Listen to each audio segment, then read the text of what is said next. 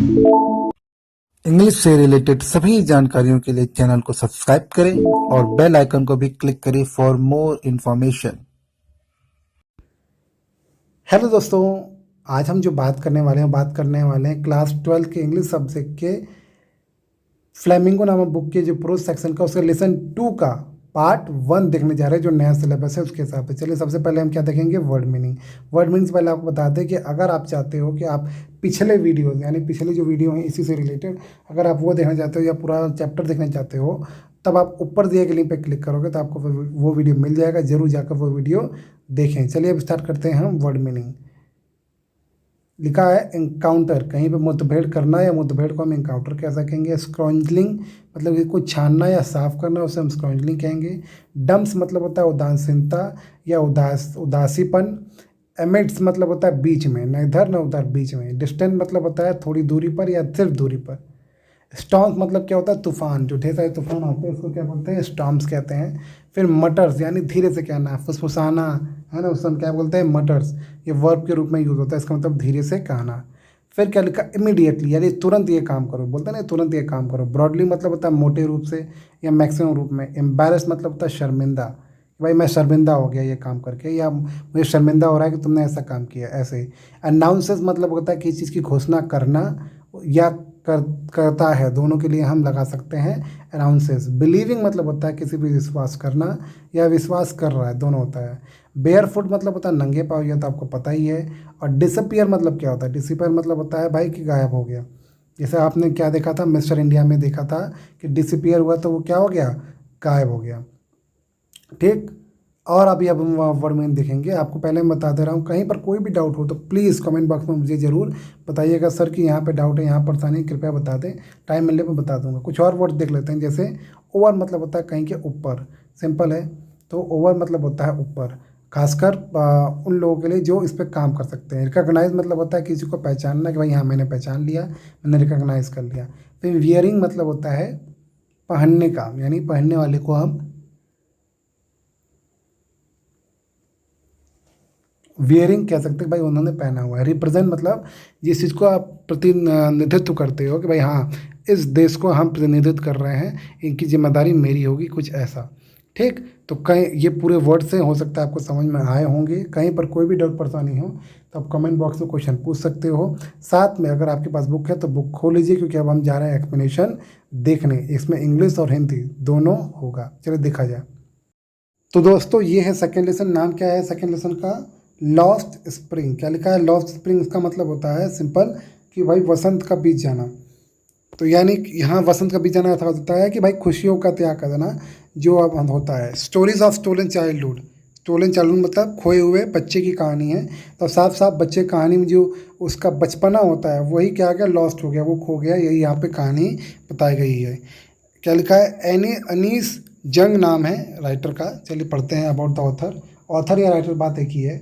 Annie's जंग was born in Rourkela and spend her childhood and adolescence in Hyderabad. यानी उन्होंने अपनी बचपन की पढ़ाई रोकेला से की थी और उसके बाद वो एडोलसेंस की इन हैदराबाद, एडोलसेंस उन्होंने हैदराबाद से किया था।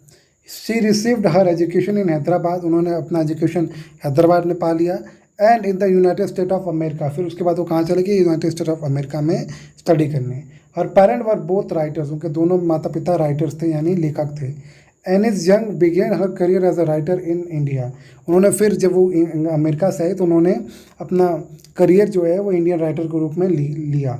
She has been an editor and columnist, वो अब मतलब जो बन चुकी हैं वो बन चुकी हैं एडिटर बन चुकी हैं किसी पर्टिकुलर न्यूज़पेपर का, और साथ में ये कॉलमनिस्ट मतलब कॉलम लिखने वाली भी बन गई हैं for major newspaper in India, बड़े न्यूज़पेपर में इनका कॉलम आता है, ऐसे कह सकते हो।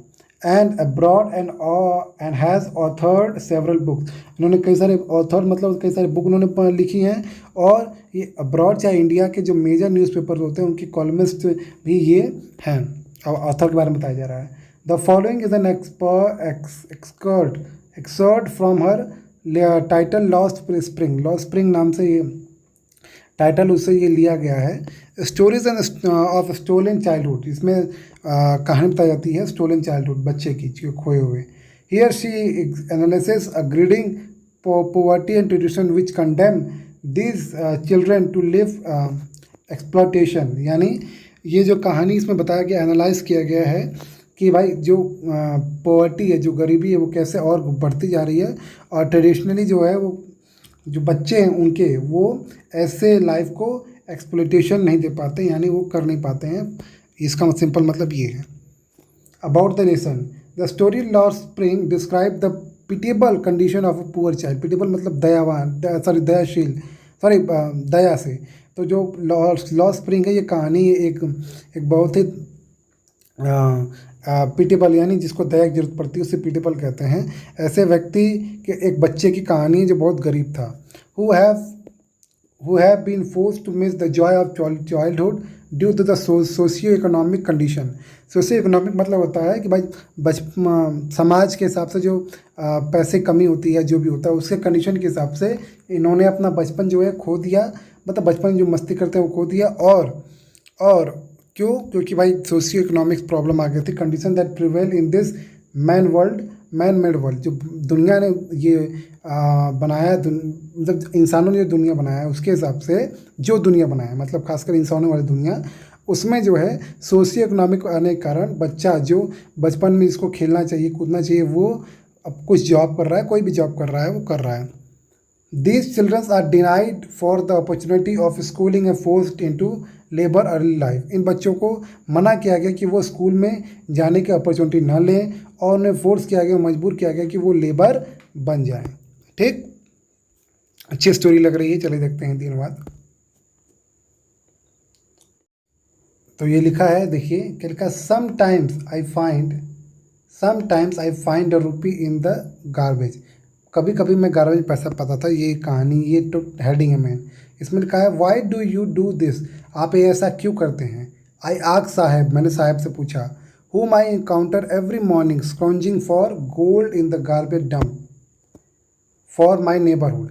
मतलब मेरे पड़ोस में एक जो व्यक्ति है, वो क्या करता है, वो सुबह सुबह रोज आता है, सर्च करता है, स्क्रॉन्जिंग मतलब पता करता है किसके लिए, गोल्ड के लिए। जो उसको लगता है भाई कुछ कोई ऐसे होता है, कभी कभी आप ध्यान नहीं देते हो, कुछ कीमती चीज़ आप कूड़ेदान में डाल देते हो, तो वही चीज़ यहाँ पे वो गार्बेज डंप पे देखना चाहता था कि कहीं से सोना मिल जाए, वो ये देखना चाह रहा था।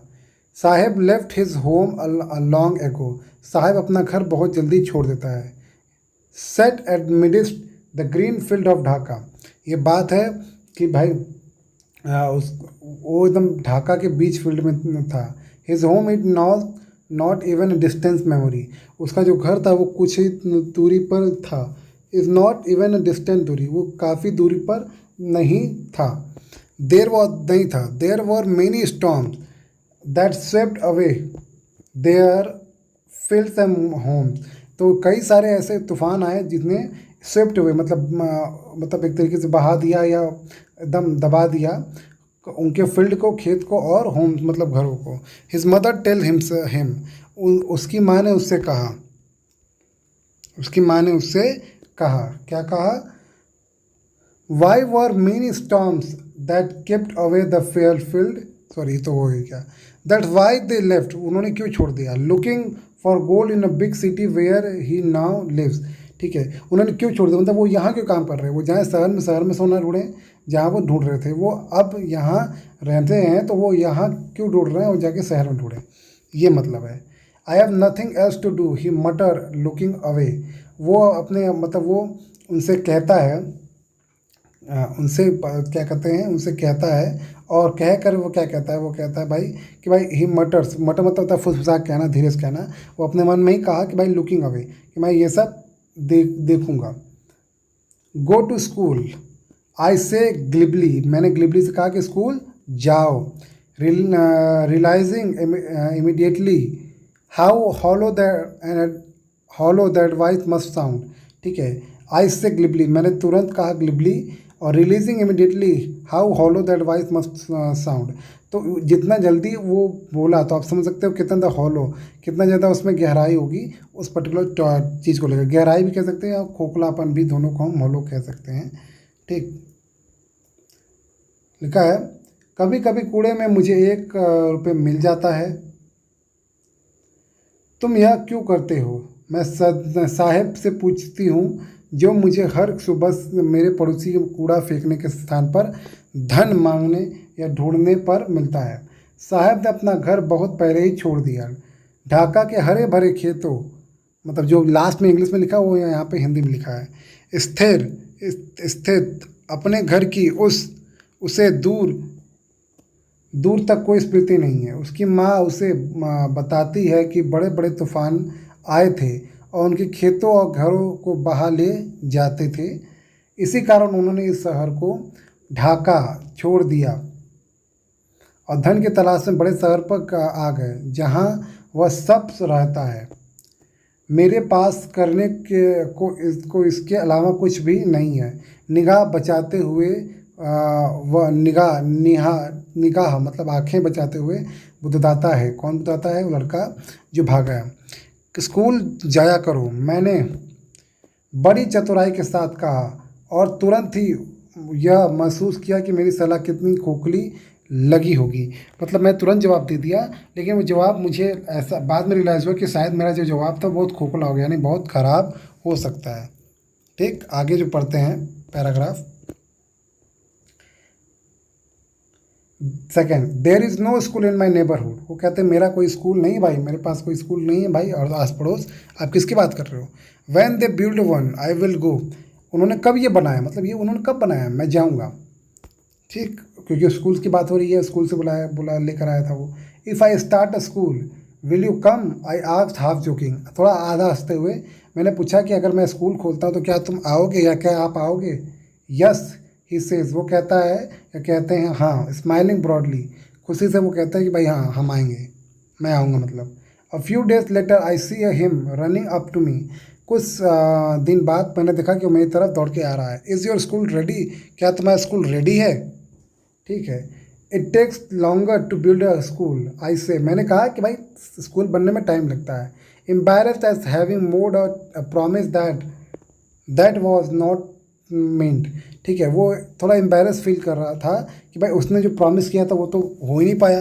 But promise like mine around in very corner of his bleak world.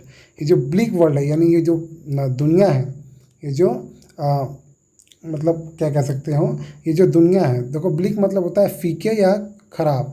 तो ये जो फीकी दुनिया है उसमें मैंने प्रॉमिस कर दिया था और बार बार मुझे कॉर्नर कोने में जाना पड़ता था क्योंकि भाई कोई आता है तो शर्मिंदगी महसूस होती है, वैसा कुछ। After month of knowing him, महीने जब बीत गए उनको जानकर, I asked him his name, मैंने उनका नाम पूछा। साहिब आलम, उनका क्या नाम था? साहिब आलम। ही अनाउंस, उन्होंने ये अपना नाम अनाउंस किया। He does not know what it means, उनको पता नहीं था कि भाई इसका मतलब क्या है, साहिब आलम का मतलब क्या है। बस उनको भाई पता था कि मेरा नाम है। If he news it means Lord of universe he would have a hard time believing it. ठीक है, तो अगर उनको अब उनका मीनिंग पता होता तो ये होता है भाई कि वो लॉर्ड्स ऑफ यूनिवर्स, दुनिया के भगवान बन जा, भगवान नाम के हिसाब से भगवान है। और वह अपने बात को बिलीव नहीं कर पा रहे थे इस बात को, जब ये बात उठी तो। Unaware of what his name represent he rooms the street with his friend. अपने नाम के साथ अनअवेयर मतलब न जानते हुए भी भाई उसका मीनिंग क्या है, वह रोमिंग करने लगता था अपने दोस्तों के साथ गलियों में। As many of the barefoot boys who appear like the morning bird. ठीक है, कुछ बेयर फुट मतलब नंगे पाँव के लड़के भी आर्मी मतलब यहाँ मतलब समूह का मतलब है, वो अपीयर हो रहे थे जैसे कि सुबह का कोई चिड़िया हो। डिसअपियर एट द नून, और वो ऐसी चिड़िया हो जो रात दोपहर को उड़ जाती है, ऐसी चिड़िया जो सुबह दिखती है दोपहर को उड़ जाती है। Over the month I have come to recognise each of them. कुछ मतलब कई महीनों के बाद I have come to recognise each of them, मैंने सबको रिकॉग्नाइज करने लगा हूँ या कर रहा हूँ। वाई आरंट यू वेयरिंग चप्पल, तुमने चप्पल क्यों नहीं पहनी? मैंने पूछा। आई आस्क्ड हिम, मैंने उससे पूछा भाई चप्पल क्यों नहीं पहनी? My mother did not bring them down from the self. Self मतलब होता है अलमारी। क्या होता है? अलमारी। ये अलमारी ऐसे बॉक्स बना होता है ना अलमारी में, बड़ा सा ये ऐसे अलमारी होता है, यहाँ चाबी होती है। तो यहाँ बात हो रही है कि मेरे जो माँ है वो भाई चाह रही है कि एक सेल्फ से वो लेकर उतरी नहीं है माँ, और इसीलिए उसके लिए अलग से बनाना पड़ेगा। तो मेरे पड़ोस में, इसका हिंदी चलिए देखते हैं। मेरे पड़ोस में कोई स्कूल नहीं है। जब कोई स्कूल बनाएंगे या जब जाऊंगा, यदि मैं स्कूल शुरू शुरू तो कर शुरू तो क्या तुम आओगे, मतलब जब मैं शुरू करूंगा स्कूल तो आओगे। मैं थोड़े मजाक भरे अंदाज में पूछती हूँ। ये लेखिका है।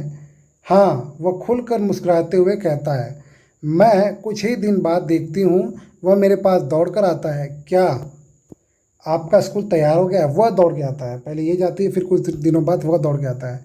जो मैं वास्तव पूरा करना नहीं चाहती थी, जो मैं बताना नहीं चाहती थी। कुल मिलाकर ऐसा वायदा करने के कारण ग्लानि से भरी मैं करती हूँ। मतलब कि आप किसी कहो भाई हाँ मंडे को स्कूल खुल रहा है, पता चला कि मंडे को नहीं सैटरडे को स्कूल खुल रहा है, तो आपको एक ग्लानि, गिल्टी फील होती है कि भाई मैंने क्या बता दिया। ठीक, यहाँ पे ऐसे ही कहा जा रहा है।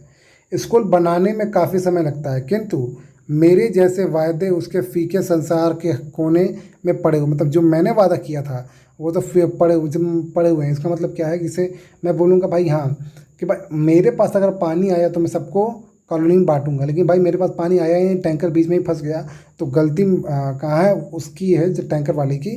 थोड़ी सी गलती हमारी भी है, लेकिन भाई गलती उसकी ज़्यादा है। तो वही यहाँ पे ये समझाना जा रहा है। मैंने एग्जाम्पल के हिसाब से आपको समझाया। उसे महीनों जानने के बाद मैं उससे नाम पूछती हूँ। कई महीने बीत जाते हैं तो मैं उसका नाम पूछती हूँ। यह घोषणा करता है, तब वो लड़की को पता चलता है उसका नाम क्या है। साहिब आलम नाम है। क्या है? साहिब आलम। वह नहीं जानता कि इसका क्या अर्थ है। अगर उसे इसका अर्थ संसार का मालिक पता लग जाए तो उसे इस नाम पर विश्वास करना मुश्किल हो जाए। यानी कि अगर उसे पता चल जाए कि भाई उसका नाम कर रहे हैं, उसका नाम शेर आलम है, जिसका मतलब होता है कि किसी संसार का मालिक होना या किसी पते का मालिक होना। ठीक है। अपने नाम के अर्थ के अनभिज्ञ वह अपने मित्रों के साथ गलियों में घूमता रहता था। मतलब भाई कि अर्थ के बिना भी वह गलियों में घुमा करता था जब उसे अर्थ नहीं मिलता था। और दंगे पैरों वाले लड़कों की ऐसी फौज है जो सुबह के पक्षियों की भांति दिखाई पड़ते हैं और दोपहर में गायब जाते हैं। यानी जो लड़के हैं वो उन छोटे पंछियों की तरह काम कर रहे हैं, जो सुबह दिखाई देते हैं पर दोपहर को नहीं।